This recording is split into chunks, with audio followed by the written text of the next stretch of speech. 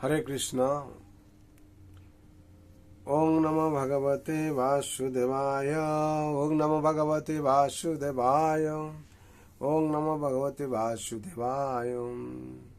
नारायणं नमस्कृतं नरं चैव नरोत्तमं देवीं सरस्वतीं व्यासं ततो जयमुदीरये। नष्टप्रायेषु अभद्रेषु नित्यं भगवत सेवया भगवते उत्तमश्लोके भक्ति भवति नैष्टिके। वाञ्छाकल्पतरुभ्यश्च कृपा सिन्धुभ्येव च पतितानां पावनेभ्यो वैष्णवेभ्यो नमो नमः। नष्टप्रायेषु अभद्रेषु नित्यं भगवत सेवया भगवते उत्तमश्लोके भक्ति भवति नैष्टिके। कृष्णाय वासुदेवाय देवकी नन्दनाय च नन्दगोपकुमाराय गोविन्दाय नमो नमः। श्रीमद्भागवत स्कंद 1 अध्याय 3 श्लोक संख्या 8।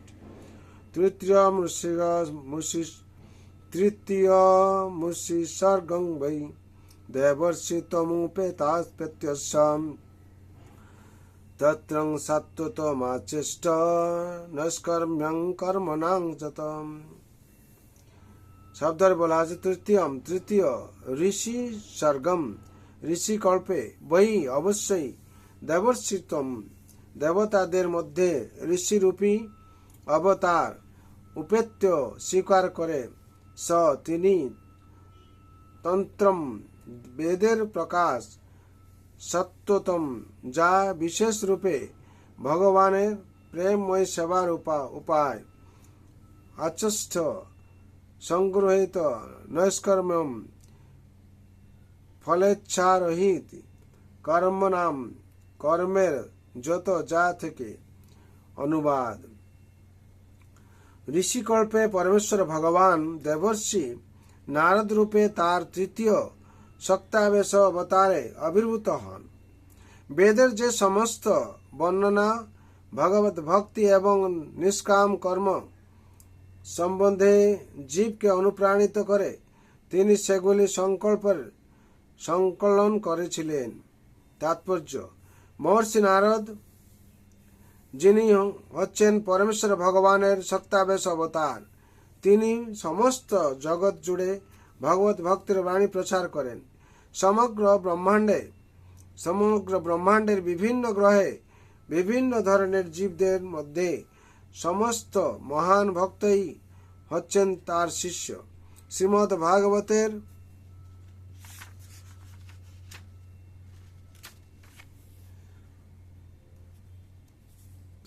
ভাগবতের প্রণেতা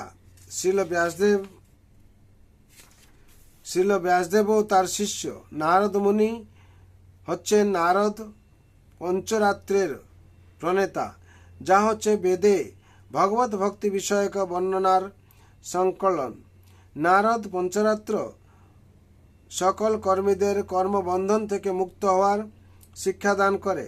প্রায় সমস্ত বদ্ধ জীবরাই সকাম কর্মের প্রতি আকৃষ্ট, কেননা তারা তাদের মাথার ঘাম পায়ে ফেলে তাদের জীবন উপভোগ করতে চায়।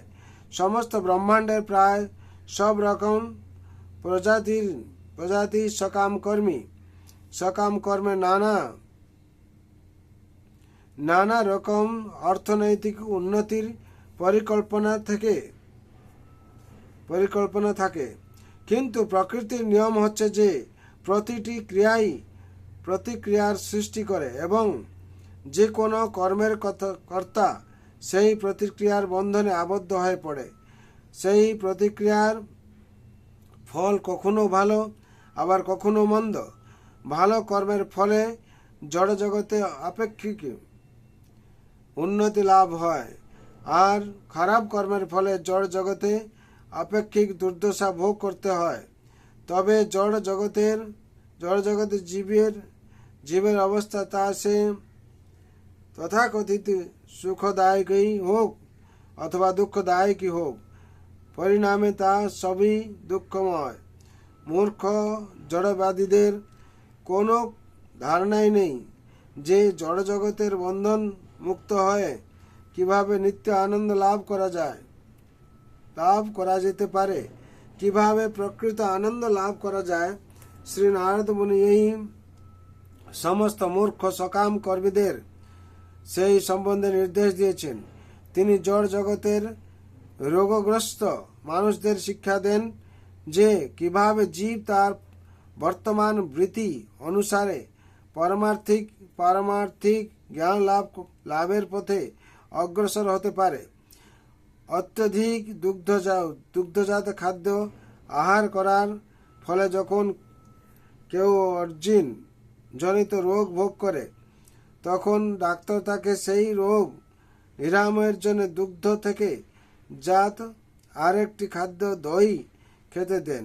সুতরাং রোগের কারণ এবং রোগ নিরাময়ের ওষুধ একই দ্রব্য থেকে উদ্ভূত হতে পারে, কিন্তু তা অবশ্যই নারদ মুনির মতো একজন সুদক্ষ চিকিৎসকের তত্ত্বাবধানে সম্পাদন হওয়া আবশ্যক। ভগবত গীতাতেও ভগবানকে কর্মফল অর্পণ করার মাধ্যমে ভগবানের সেবা করার নির্দেশ দেওয়া হয়েছে। তা জীবকে নিষ্কর্ম মুক্তির পথে পরিচালিত করে। হরি বল।